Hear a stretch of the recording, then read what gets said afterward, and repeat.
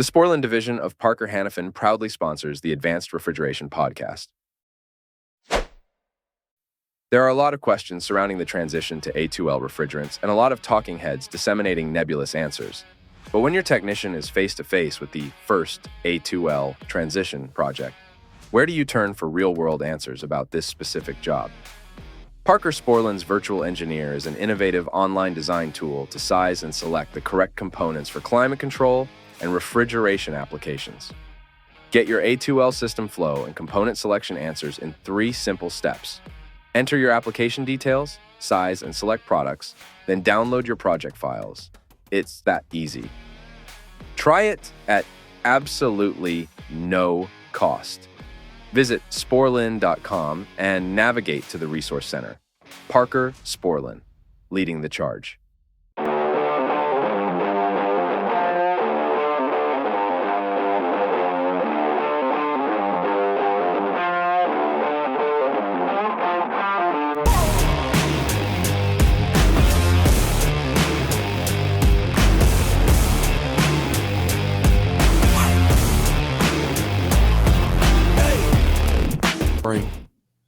It was boring. Yeah. Mathew from Husband thinks it's boring. All right, Mathew from Husband, thank you very much. I don't know what you want me to do. You want me to start taking off clothes? I don't know what he wants me to do. I don't know, but apparently it's you can't listen because it's boring. Are we gonna have a stripper fun? Like I don't know what to do. Stripper fun. I don't know. You could probably set that up. Probably. Freaking ridiculous. Matthew. Stupid Michigan. What do they have? 8 rivers. Anyway. Welcome to Advanced Refrigeration Podcast. You're the host, Brett Wetzel and Kevin Compass. How was your day? Now remember, keep it spicy because of Mathew. We're just going to keep dropping Matthew's name throughout the whole thing. Actually, I'll probably put a streamer up here and just put Matthew's number for a good time. God. My day was absolutely fucking shit. This has been chaos. It has. It's just been one of those Fridays where it's just been absolute chaos of just like, you knew as soon as the day hit, you were going to get just absolutely hosed. So that's how my day's been the entire time. I was supposed to be off today, and I ended up working 9 hours, like, remote support and just wanting to hang myself because I just wanted to just go do it because it's not going well. That's cool.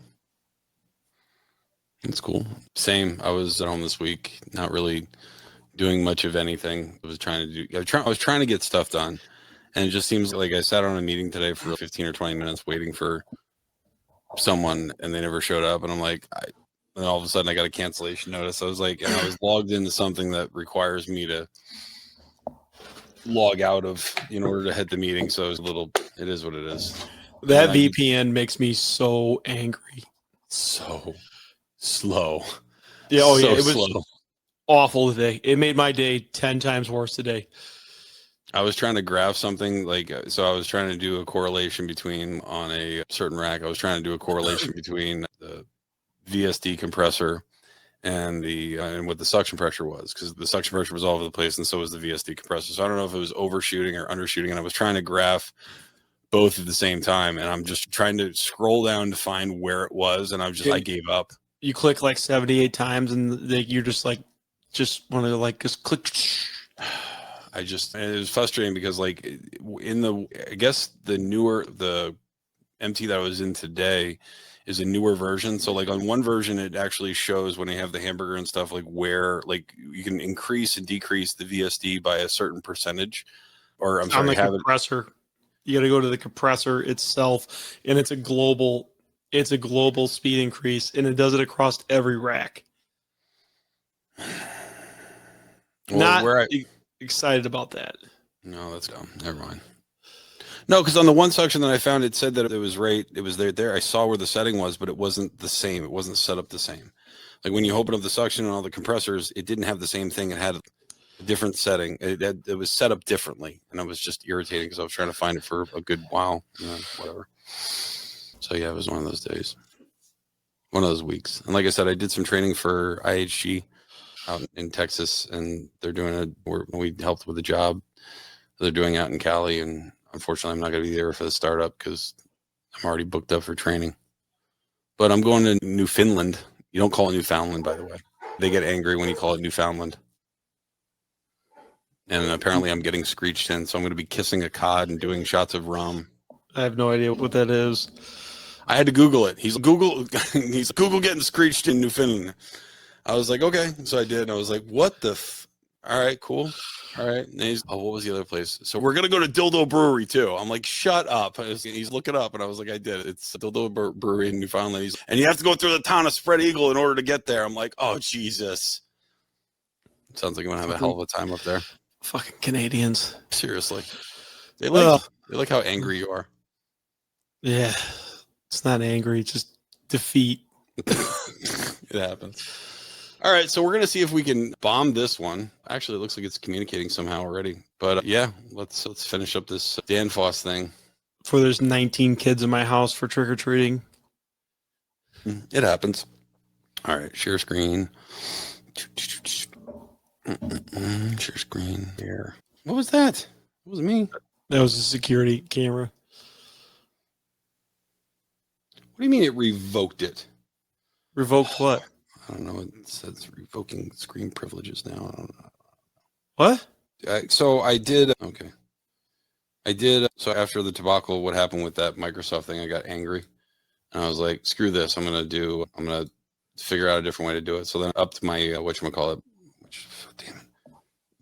I upped my splash top so I could actually do the screen share.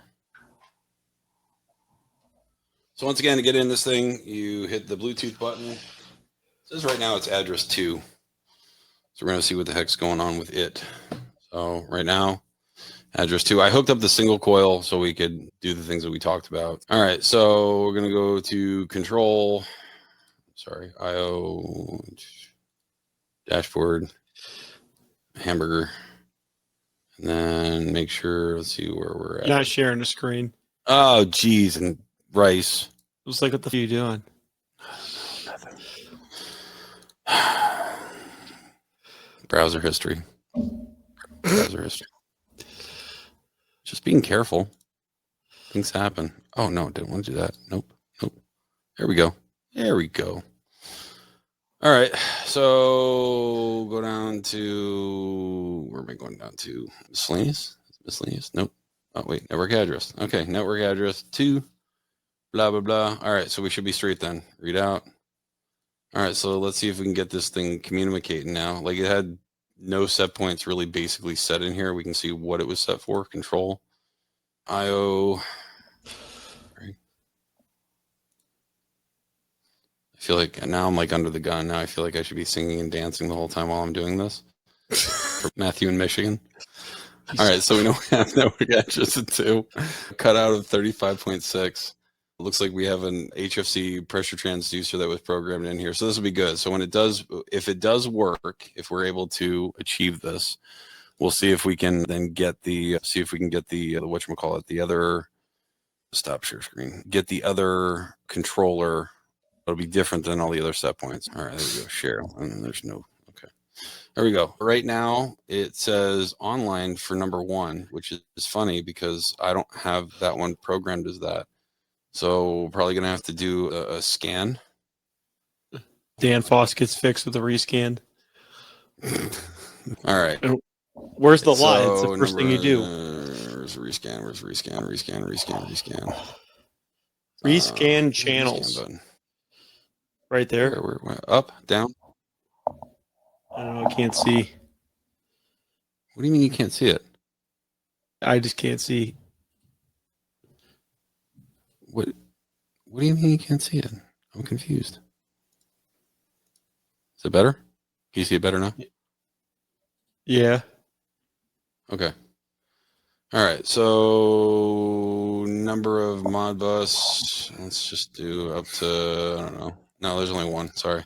Yeah. Number of poles, even. All right. We're not going to do even, disabled, network connection. Where the hell's the scan? Oh, right there. Rescan. There we go. Rescan. Command sent. Yay. So we'll see. So usually you can see the controller in ComStat, right? Yes.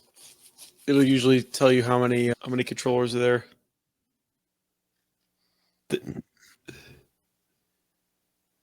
Errors 2. Because we can't get communicating. It's going to be a real short episode. Configurations on constant. Hold on, it's still in progress. Don't force it too much. You got one on LAN. Is it? That's the pack controller. That's this number. That's the 087. Oh, wait. Is that not? 1.3. I don't know now. No, it's probably the case controllers on LAN too. It could be LAN or Modbus. No, that's the pack controller because the ordering number should be 084B4082. That would be the device number. Yeah. I don't know. It's got a 201 at the end. Damn it. Well, the address should be 2 because I'm like 99% positive that's the pack. Is that Modbus or LAN? The pack controller's LAN. This should be Modbus. It says Modbus. Modbus? Yep. Do you have it plugged into the right port? I do. No, it's not. Yes, it is. That's the IO port. It should be in one of the middle ports. Yeah, you're right. It's the one next to the thing. Oh no, that's the one I got. Yeah, because otherwise the pack controller would never communicate. Yeah, it's the one next to the gateway plug in the middle. No, it's just taking its sweet ass time scanning.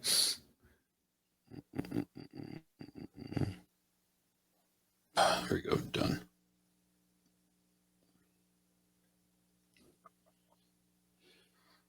All right, so now it should be on 38.4. Real rookie move, not setting the baud rate. I did. Well, it was set to automatic, so I thought it would find it, but what does automatic mean? I don't know. It's automatically going to find it. Go to scan statuses and see if it picked up anything. Scan stat. Nope, just that LAN. Whoa, what's that? GN lawn. That's lawn. It's the same number. 201, 103, 1.3. 201, 1.3. Same thing. Yeah.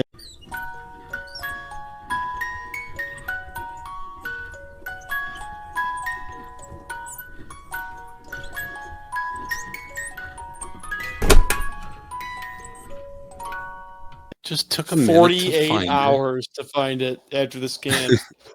What I need to do is it's still scanning. And it's because I have the other thing scanned for the other gateway that's hooked up to the other thing. Literally, like it's on now. Yeah, 48 minutes later, it's still scanning. There we go. It's there. Stop it. Anyway, all right. So we at least have that online now. So with the question that we had before is we wanted to see when we go back to configuration. If we go back, we are in control. Configuration. Where do you want to go? You go to control. Go to refrigeration, and then circuits.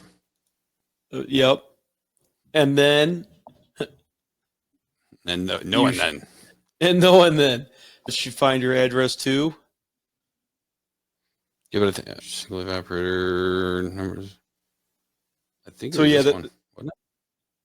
I don't know. It's whatever you have to address it as 2. But that's your case controller. So I guess would you go back to refrigeration? Go to addresses. All the way to the right. I'm there. Yeah, so see upload and download. So yes, it will write and read to it. So okay. Number 2 is going to be the freezer box. So if you which way is it? Is download from the controller. I guess we're going to find out. Command set. Yes. Because then basically, because remember, it was set for a freezer, but like all the parameters were set for a cooler. So then if we go into the circuit, then we can see if it actually did what we thought it was going to do. It's European. It may be backwards. Guess we're going to find that out. All right. So that should be done then because it was sent, right? System view. And it was on the low temp. There you go. It's on. Yeah. So that was freezer box 2. That's address 1, Chief.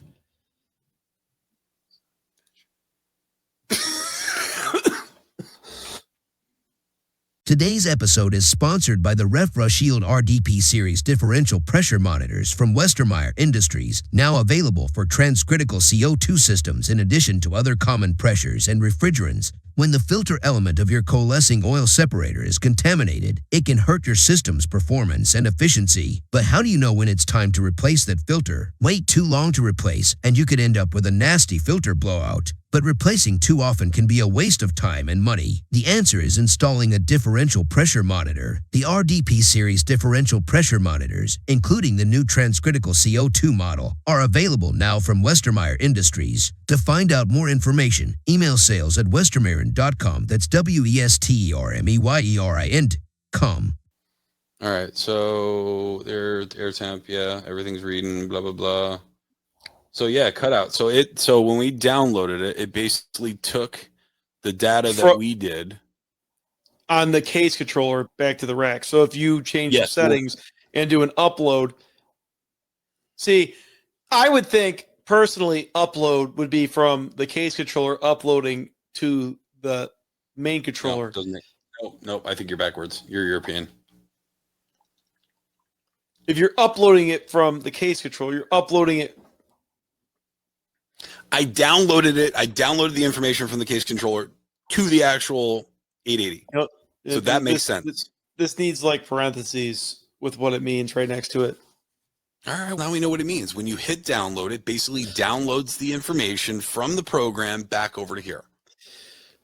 Makes sense, I guess. So in here, you can turn the main switch on and off, and you should be able to. Main switch. You should be able to do the names. Start. Yeah, and I heard something click. It says error. That's probably because I have no pressure transfer. It says error. But it's in standby mode. But that's because it's like I said. So now we can. All right. So now we can futz with the parameters now, right? And now we can change this to whatever. Let's see, 0 degrees. So do you have to hit upload every time? That's what I'm about to find out. So if I open up if it's live. That's what I'm going to check right now. Because almost every setting on here should be, or every setting should be changeable, I would think, through the 880. That's what I'm thinking. Why are there so many Danfoss apps? I just opened up there's a lot of Danfoss apps. There's a lot of them. All right. So I literally just changed. I changed the setting to 0. So now I'm going to go into the app here and see if it actually changed it within here, right? So if I go to the parameters and I go to thermostat control, yeah, it actually worked. It updated it real live. So let me see if I can. You know what I've never seen? At the bottom of the screen, it's scrolling the alarms across. Oh, yeah? I've never paid attention to that. No. I've never. It's scrolling the alarms across the bottom of the screen.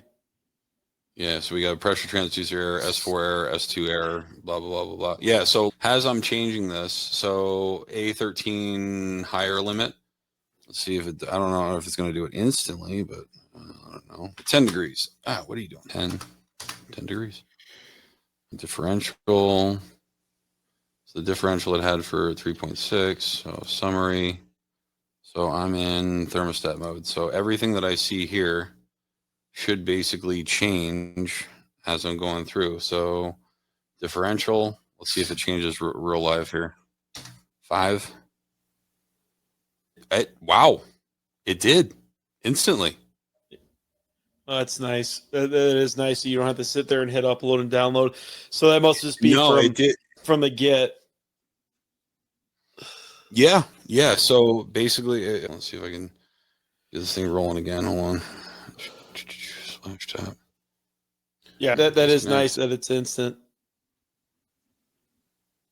Because that was the question we had. Because that means you could actually basically pre-program this, right?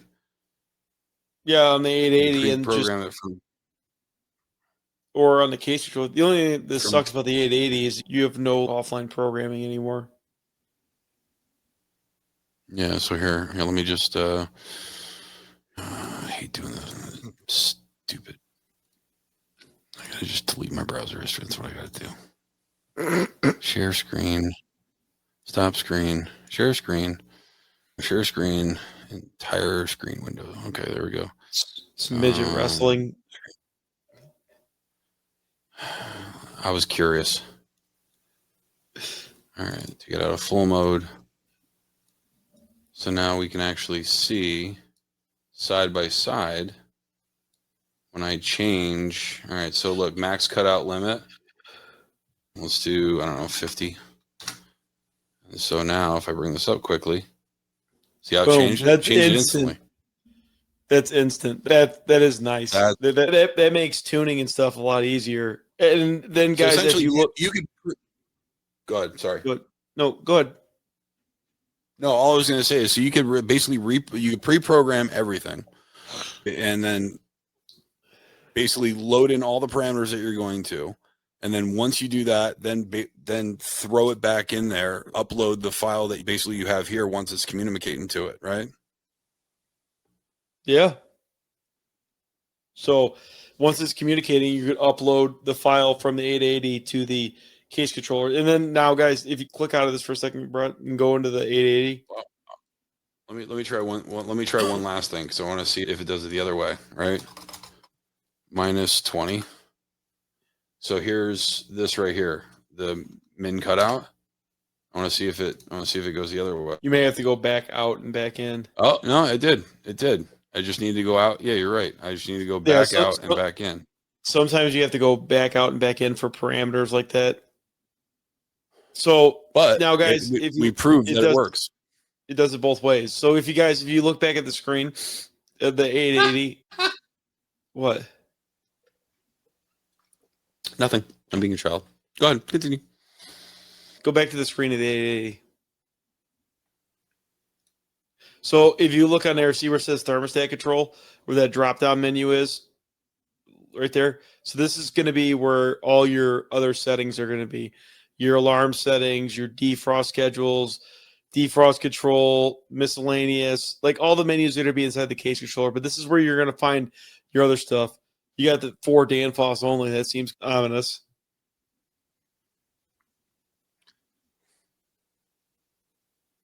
Oh, never played around with it. Seems like it's the duty cycle. Seems like a lot of stuff you could play around with in here. Probably be horrible, but yeah. So then you also have the injection control, which is all where your MOPs are, where your max superheat is, min superheat, main switch, superheats, oil rec mode. What's that?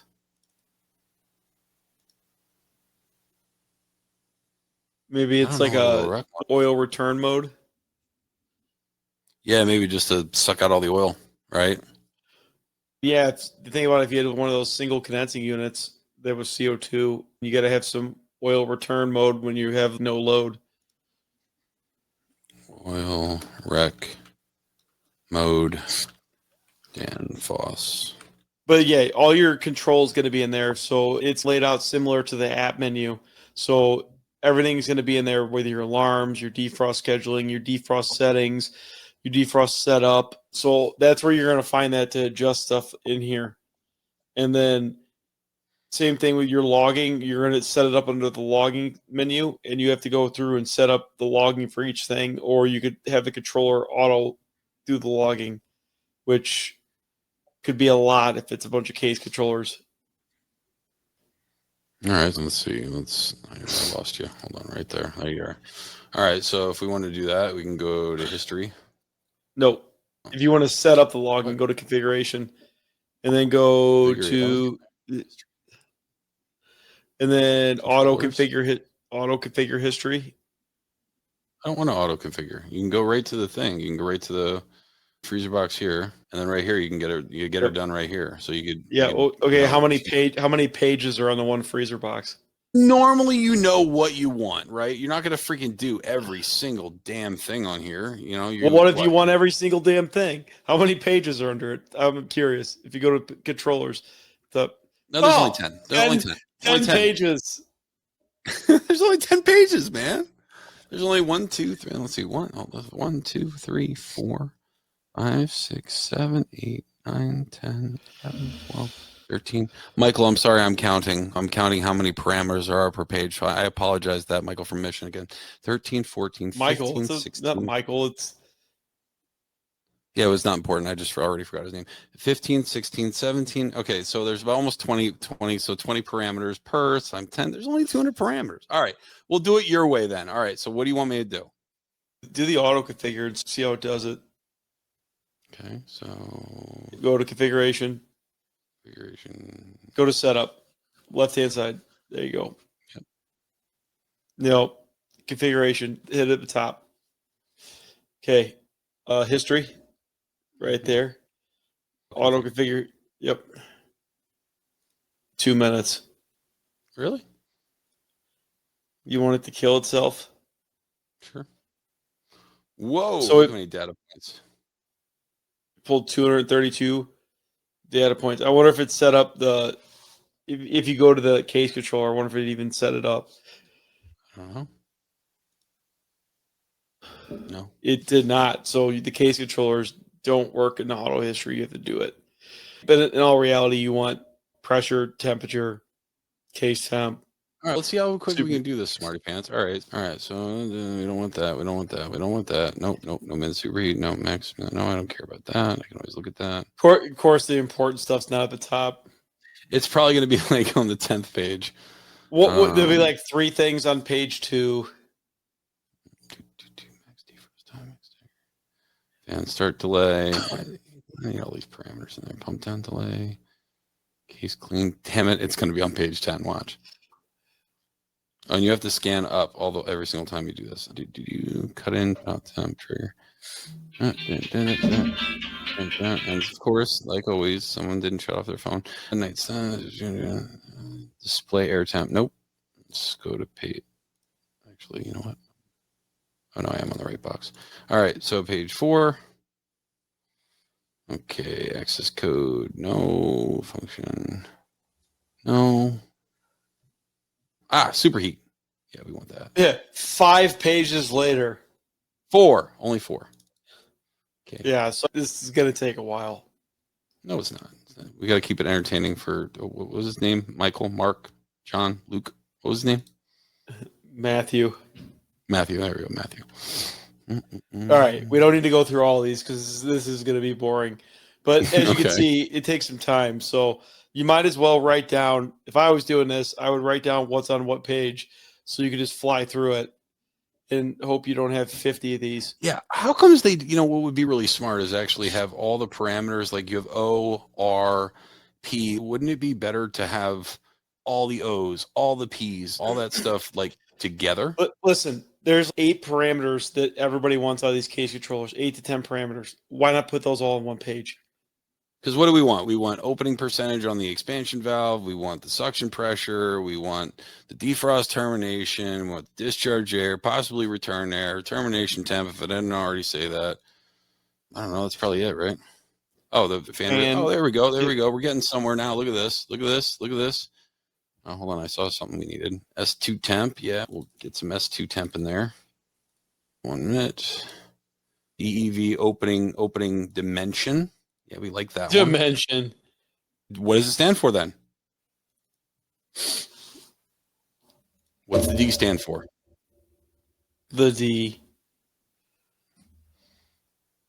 All right, we don't have to set all these up. This is boring. I'm getting bored. All right, fine. Yeah. I'm already on page 9. Just saying. Yeah. All right, so what do you want to do next then, Smarty Pants? Ooh, this is the gist of it. This is the case controller. If you guys are doing Aldi's or Kroger's or where you're going to be setting these up for CO2 racks, this is how you go and do it. All right, so now we can go back up to setup. And now that we did that, it's supposed to do something where it should start history. Yeah. Now it says collection. It should. So it should start collecting. So this is the original amount of data points that it did. And then what it's going to do is it should start pulling back the data points from the case controller that we just enabled those points on. Correct. It's going to start. It usually takes a little while, like an hour. Maybe. Well, it starts showing history at least. Yeah, no, whatever the min is, whatever the min sample is, right? Yeah. So it's going to take a little bit to show up on there. But that's how you guys go and do this. And hopefully some nerdy programmer already did this. Oh, see, so now we can freezer box. So that's the thing with graphing this point. It's probably not going to come up, unfortunately, because we literally just started selecting all this stuff. But if you click on everything here, it's basically going to click on everything. It'll pull it into the graphing. Retrieving 10 data points. And then what's nice about this, you can click on stuff. If it's not giving you enough visibility, you could basically then unclick on some other things. Yeah, I want that. So what that was, is he was asking me. Like the graphing in Danfoss.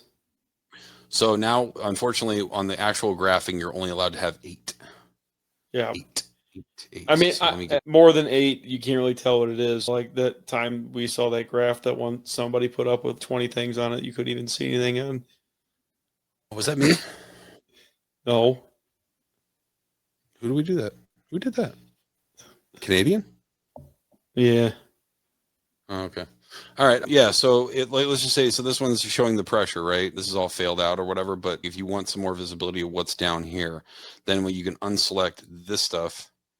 And now it'll give you more visibility, a little bit more in depth. So if you're trying to look at the superheat, you could deselect this stuff here and just get a better readout on the actual graphing itself. I do like the graphing and on the computer. I don't like it on the controller. It's pretty hard to use on the controller. On the computer, it's way better. Yeah, I like it on there. So go back to system view. We're at a low temp system. Here's that one. Oh no, this one right here. So now we know though, right? Now see, now it started graphing like that 1 millisecond because we've been talking for 4 minutes. But yeah, so now we know that you can actually make changes in here and it automatically goes down to the actual controller itself. We know that download actually pulls the information back from the case controller. So theoretically, you could program a bunch of these, set them up, can put the Modbus address, set the controller to whatever you're going to do as far as the address, and then upload whatever you programmed in the controller and send it. God, that would suck if you hit download after you did all that. As long as you don't do all of them at the same time, it wouldn't be horrible. Who doesn't do all of them at the same time? I don't know if you can. You probably can. See, it says forced closed on there. See, get case controller status forced closed. Where do you see that? Oh, forced closing. Forced closing. Yeah, because the pressure transducer is lost and everything else is lost. Summary, start, stop. But the main switch is still on. So I'm gonna put it in. Wait, manual. Forced closing. Yeah, but it's probably still going to be forced. Yeah, because I couldn't find it. So I had all these pressure transducers already set up, and I don't want to turn around my camera, but I tried looking for it for about a good 20 minutes. I couldn't find it. Jesus. Actually, I know where they're at now. They're in the box. I took the last time I took the case controller out, I took it down into a class up in Indiana, actually. And I remember going through security, and before I put the thing on the x-ray machine, I was like, can you please look inside the box before you send it through the x-ray machine? She's like, why? I said, it just looks bad. She's like, what do you mean it looks bad? I said, that's all I'm going to say. It just looks bad. Can you please just open it up? And because there was wires everywhere, and there's like an old school digital, like 80s display on there for the case controller. And she's like, okay, now I understand what you mean. It looked bad. Okay, thank you. And then they put it through the x-ray machine. And then I walked out and get a proctology exam. Idiot. So that was good. What was I supposed to do? I'm not putting on the freaking conveyor belt down to wherever the hell. I'll never see it again. Yeah, that's where I throw my tools every time. Unbelievable. All right, guys. Thanks for listening, and hope you had a better time, Matthew. Yeah, Mathew, John. It was more entertaining this time. Sure. Talk to you guys later. Have a good one. Bye.